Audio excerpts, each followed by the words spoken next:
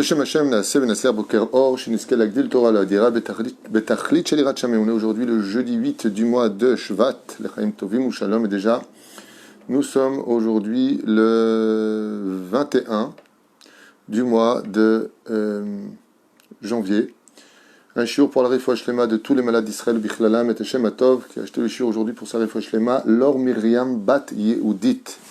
Refoua Shlema Refoua Tenefesh Refoua Agouf, Anna El Narefana Lahem, Anna El Narefana Lahem. Shiur aujourd'hui des Rechagav sur un peu de Zohar. On a l'habitude d'en faire, mais j'ai un peu sauté le Seder. Les gens me demandent, nos sages racontent, quand est-ce qu'on reprend Rabbeinu, quand est-ce qu'on reprend un peu le Rabbi.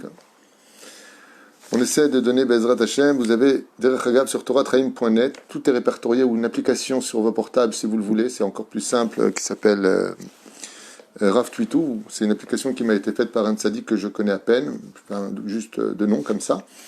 Et donc vous pouvez avoir là-bas, tout est répertorié. Celui qui veut du Moussar, de la Paracha, des Halachot, peu importe, tout est répertorié, de la Hashkafa, tout est là-bas. Be'ezrat Hashem Itbarach.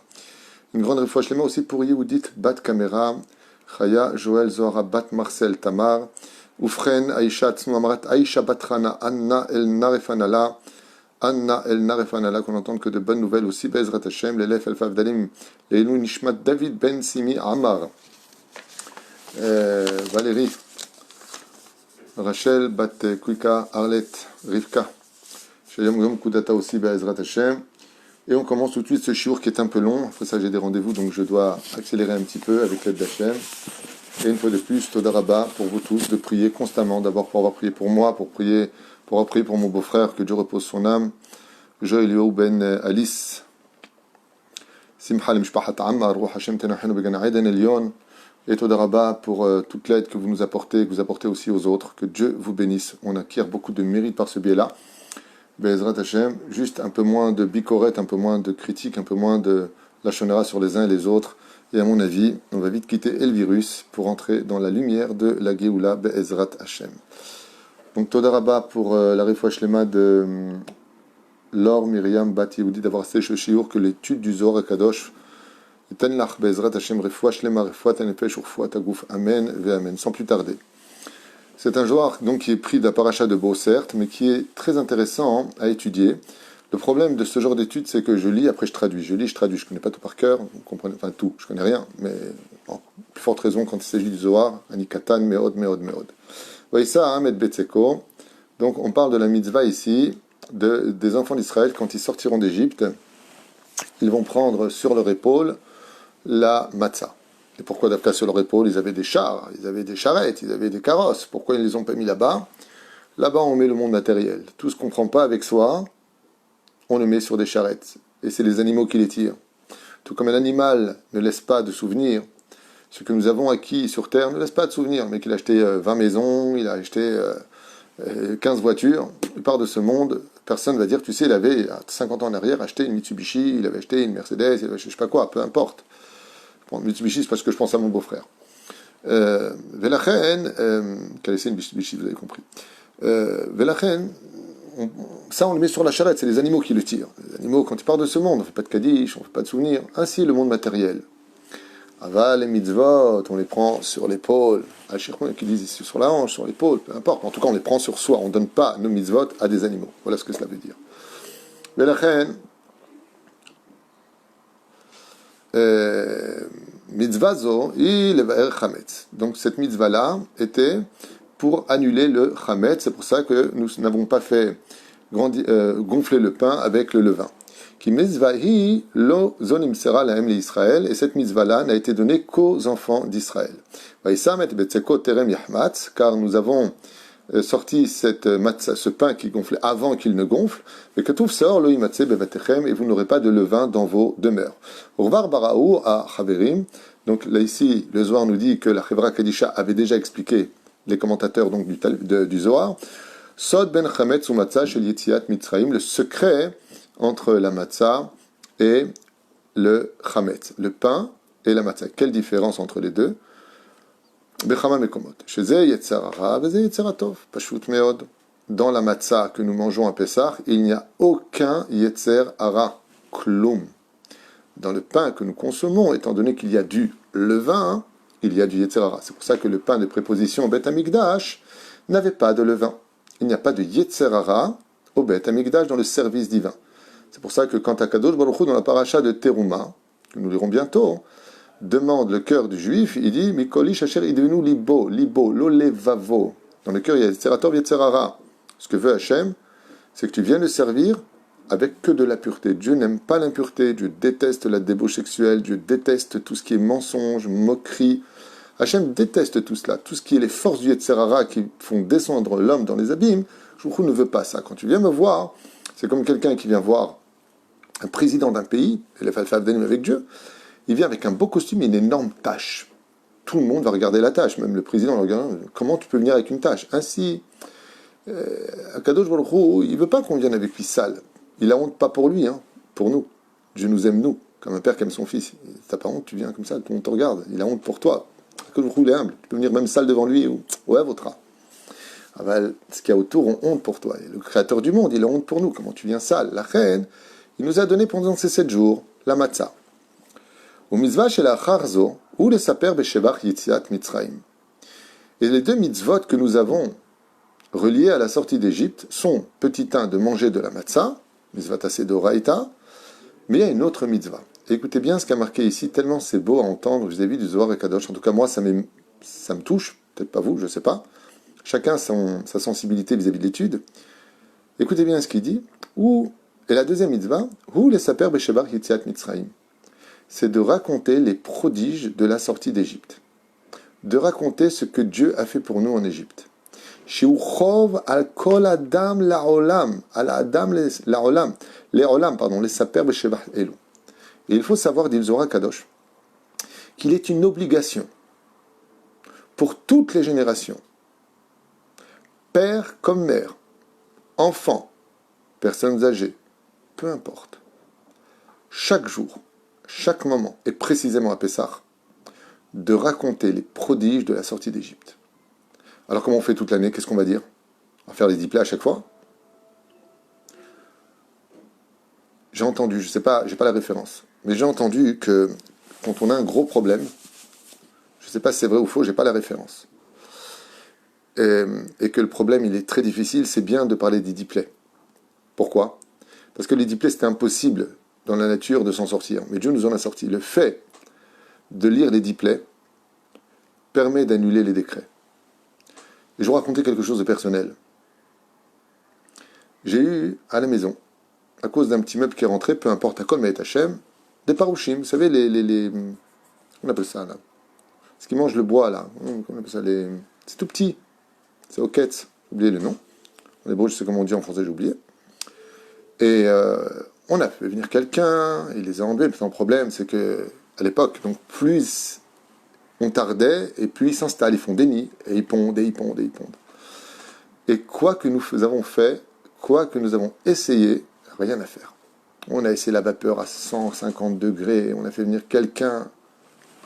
Termite, bonne réponse. Qui c'est ça? Ayala Simpra. Toda. Des fois, ça ne monte pas les noms, je ne sais pas quoi faire. Je vais chercher, et ça ne monte pas. Il y a toujours quelqu'un pour me sauver. Termite, exactement. Vous imaginez un petit peu? Se mettre dans la table, les chaises, en bois, le lit, il faut tout jeter, il n'y a rien à faire. Et la personne donc, qui était son métier nous a dit, si ça ne marche pas, il faudra, désolé, tout jeter, et vite, okay, et racheter tout neuf. J'ai dit à ma femme, non, t'inquiète pas, je vais faire quelque chose. Je suis rentré dans la chambre, et j'ai lu là-bas les 10 plaies. Et ensuite, j'ai raconté comment Akadosh nous a sorti des 10 plaies. Que vous le croyez ou pas, on n'a rien jeté, on n'a rien enlevé, tout est parti à Kol Tov. Bien entendu, on a fait la Ishtadout. On a nettoyé, ma femme a fait ce qu'il fallait faire, moi j'ai fait ce qu'il fallait faire. Baruch Hashem. Et c'est parti. Donc j'ai essayé comme ça, cette ségoula, que quand tout est impossible, tu lis les 10 plaies, et tu lis comment Hashem t'en a sorti. Comme la parole est créatrice, et que tu as fait un Shebach Hashem, c'est ce qu'il dit le Zohar Kadosh. Et Baruch Hashem, Akadosh dit, tu fais mes Shvahim, tu fais des louanges pour moi. Tu vois que tout ce qui est impossible pour moi ne l'est pas. Chayecha, la plaie des termites est partie de chez nous. Non, Baruch Hashem. Est-ce que j'ai eu de la chance, pas de chance? Est-ce que c'est un mérite que j'ai eu, pas eu? Rahmanout d'Hashem, Betar. Ni le Eder. En tout cas, le Zohar nous dit que c'est une obligation. Alors, comment on fait toute l'année, nous? Une phrase le matin, une phrase le soir. Essentiellement.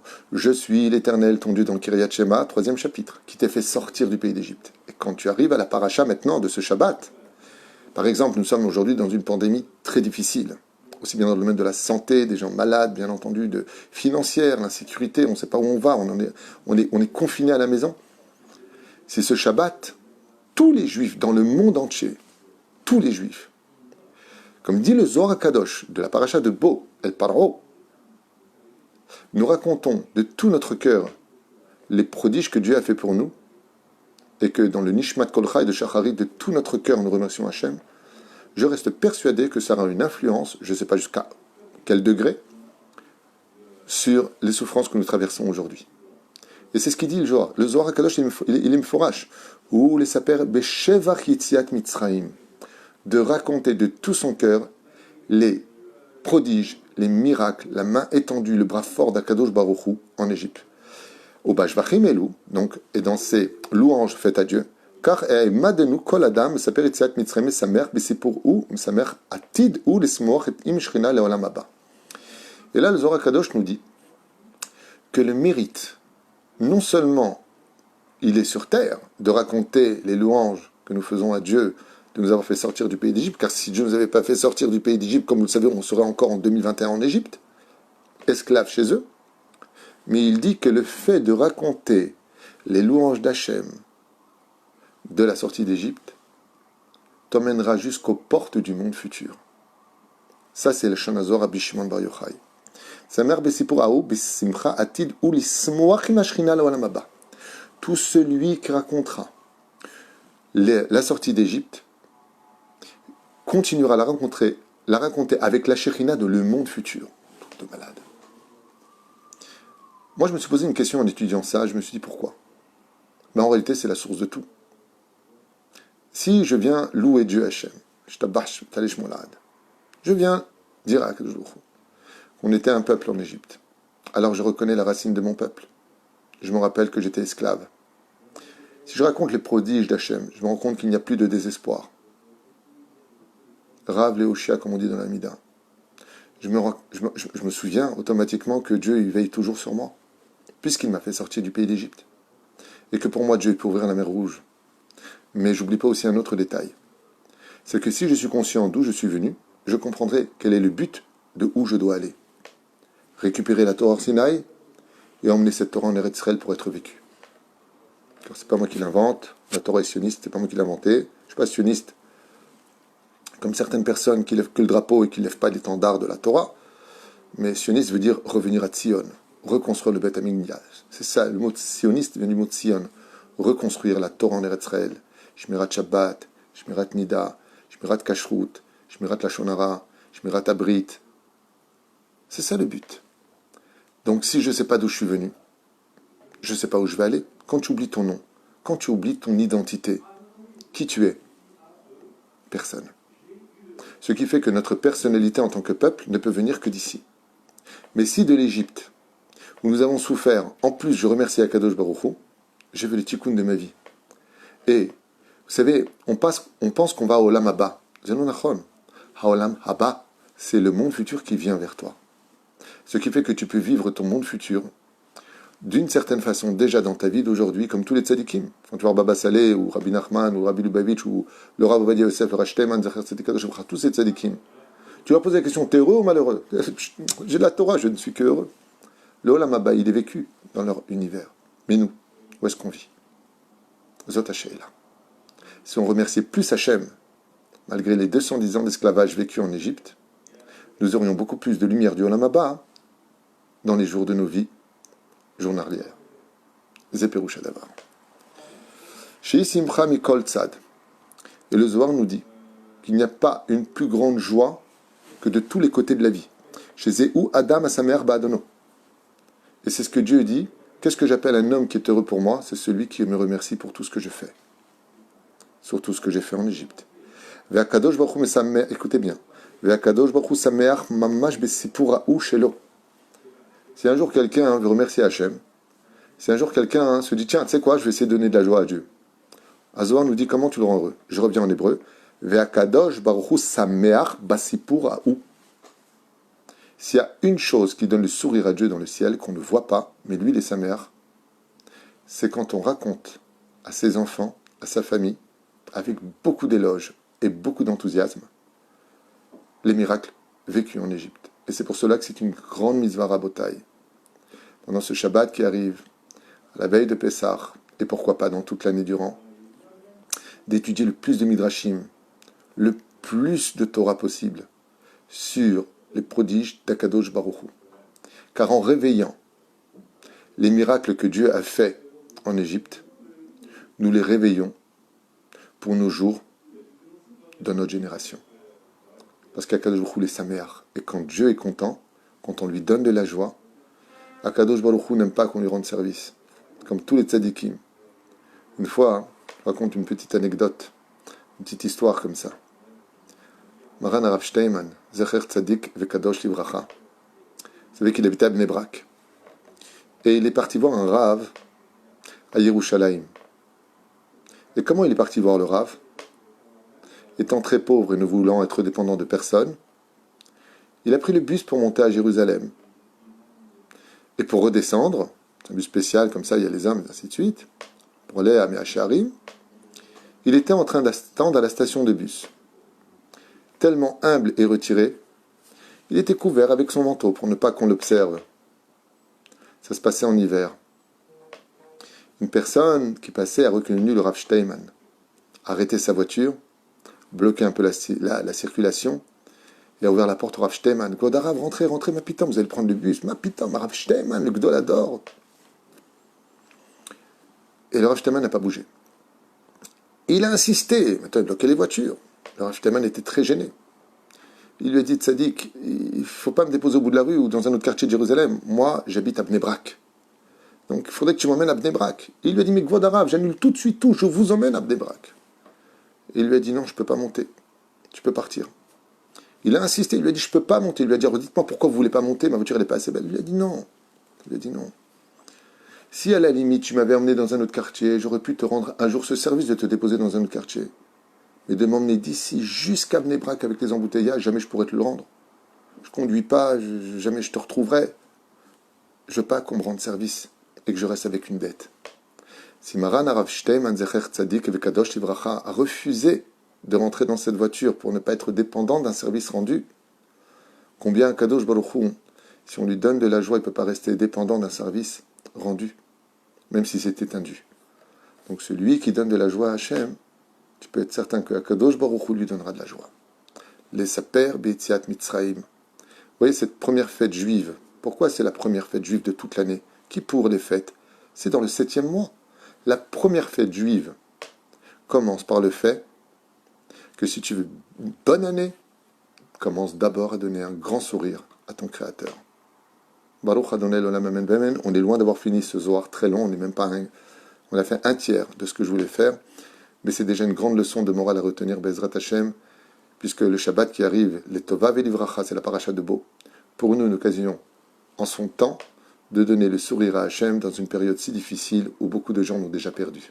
Shniske Kulanu l'Ismoach ou les Sameach, et d'entendre de bonnes nouvelles pour la guérison de tous les malades d'Israël ou Bichlalam, Laure Myriam Bat Yehoudit, à qui on souhaite un prompt rétablissement, Mitor Sha'ar Bene Israël, Chole Israël Bechol Atar Ve'atar, Kol Tov Leitraot Be'ezrat Hashem.